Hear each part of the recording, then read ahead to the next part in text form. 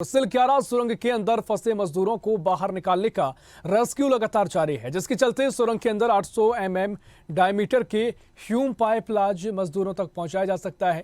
तो वहीं सूत्रों के अनुसार अगर कोई रुकावट नहीं आई तो कल सुबह मजदूरों के बाहर निकलने की पूरी संभावना जताई जा रही है। और अभी तक करीब 40 मीटर तक अंदर 800 mm व्यास के पाइप डाले जा चुके हैं और करीब 60 मीटर हिस्से तक पाइप पुश किए जाने हैं। इन ह्यूम पाइप्स के जरिए ही मजदूरों को बाहर निकाला जाएगा। हालांकि अन्य विकल्पों पर भी यहां रेस्क्यू कार्य का दौर जारी है और सुरंग के ठीक ऊपर पहाड़ी हिस्से में सुराख बनाने के लिए 1.5 किलोमीटर की सड़क तैयार होने के बाद ड्रिलिंग से जुड़ी सभी मशीन पहुंचा दी गई हैं। साथ ही बड़कोट छोर से भी THDC ने सर्वे पूरा करने के बाद सुरंग खुदाई पर काम शुरू कर दिया है। इस दौरान NHIDCL के निदेशक अंशु मनीष ने बताया कि मजदूरों तक फूड पाइप के जरिए खिचड़ी, दलिया इत्यादि भेजा जा रहा है। प्लान में कि जो हमें एक्सेस रोड वर्टिकल ड्रिलिंग के लिए एक्सेस रोड देनी थी, जो 1150 मीटर की एक्सेस रोड थी, वो हमने 48 घंटे में BRO ने बना के ऑलरेडी सौंप दी है ताकि वहाँ से वर्टिकल ड्रिलिंग स्टार्ट हो। राइट, हमने जितना प्लेटफॉर्म हमें लास्ट में बताया गया था, जो मशीनरी का रिक्वायरमेंट था, वो हमने बना के ऑलरेडी उनको दे दिया। और इसी खबर पर और भी जानकारी लेंगे उत्तरकाशी से हमारे सहयोगी विनीत कंसवाल, जो लगातार इस मामले पर नजर बनाए हुए हैं, पल पल की अपडेट हमें पहुंचा रहे हैं, मौके स्थल पर भी मौजूद हैं। अब विनीत, आपके पास ही आऊंगा। जिस तरीके से पूरा हादसा हुआ और अब रेस्क्यू ऑपरेशन जारी है, लगातार आप अपडेट दे रहे हैं। फिलहाल जो रेस्क्यू ऑपरेशन है कहां तक पहुंचा है और कितना समय और लगेगा जो मजदूर अंदर फंसे उन्हें बाहर निकालने में? विनीत,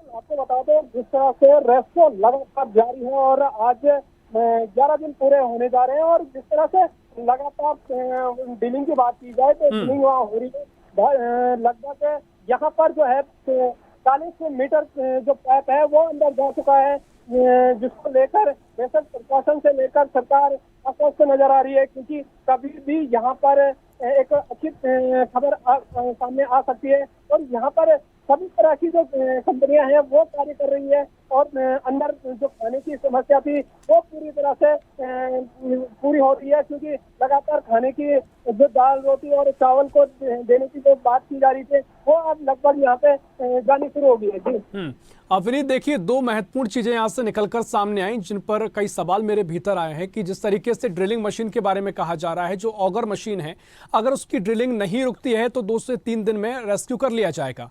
साथ ही दूसरी तरफ ये खबर भी है कि ओडिशा और गुजरात से कुछ मशीनों को मंगाया गया है, यानी वैकल्पिक तौर पर उनको मंगाया गया है। लेकिन फिलहाल जो ऑगर मशीन से काम चल रहा है वो कहां तक पहुंचा है? कितनी संभावना है कि उसी के जरिए मजदूरों को वापस निकाल लिया जाएगा?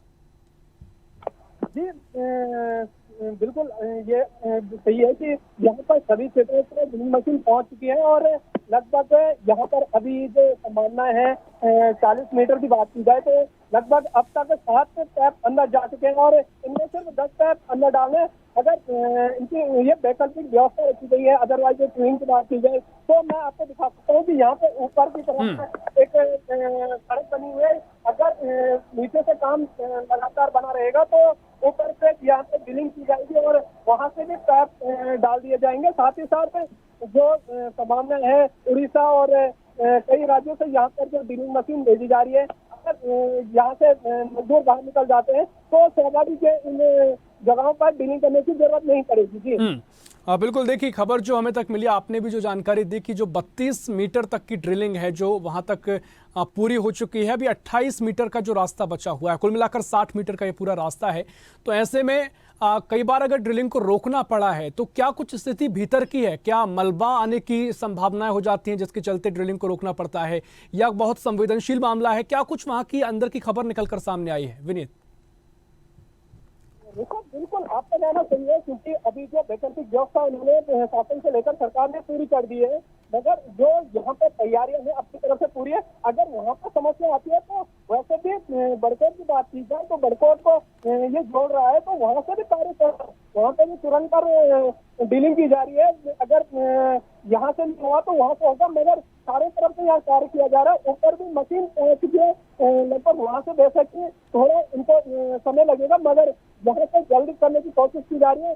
जो कि जो संभावना है वो बताई जा रही है कि आज शाम तक या कल सुबह तक जो 31 मजदूर फंसे हुए उन तक शायद प्रशासन प्रशासन पहुंच पाएगी। जी बिल्कुल विनीत, एक आखिरी सवाल आपसे ये रहेगा कि जिस तरीके से हम तस्वीरें देख पा रहे हैं, आपके पीछे पूरा रेस्क्यू ऑपरेशन चल रहा है, आप तस्वीरों के जरिए हमें समझाएं कि किस तरीके से ये पूरे रेस्क्यू ऑपरेशन किया जा रहा है, जो मशीन वहां पर हमें दिखाई दे रही है, कुछ अगर जानकारी आप हमें पहुंचा सकें तो विनीत।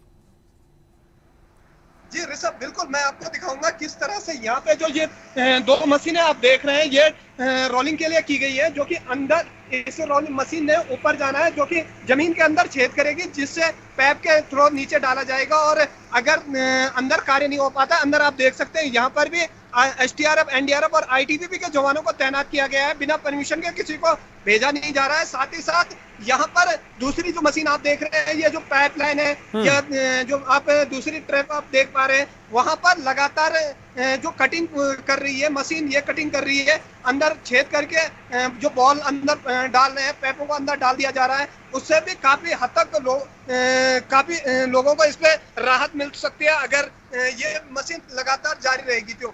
बिल्कुल, रेस्क्यू ऑपरेशन लगातार जारी है और अब काफी महत्वपूर्ण जानकारी आप हम तक पहुंचा रहे हैं, लोगों तक पहुंचा रहे हैं। इसी तरह पूरे मामले पर नजर बनाए रखिए। फिलहाल बहुत शुक्रिया आपका तमाम जानकारी पहुंचाने के लिए। तो यह खबर आपको बता रहे हैं उत्तरकाशी से, जहां सिलकियारा टनल में लगातार रेस्क्यू ऑपरेशन जारी है और 41 जो मजदूर हैं उनकी जान बचाने के लिए जद्दोजहद लगातार की जा रही है। ऐसे ही वीडियोस के लिए लाइक करें, शेयर करें, फॉलो करें, YouTube पर जाकर सब्सक्राइब कर बेल आइकन दबाना ना भूलें और ताजा अपडेट्स के लिए SwadeshLive.com पर जरूर जाएं।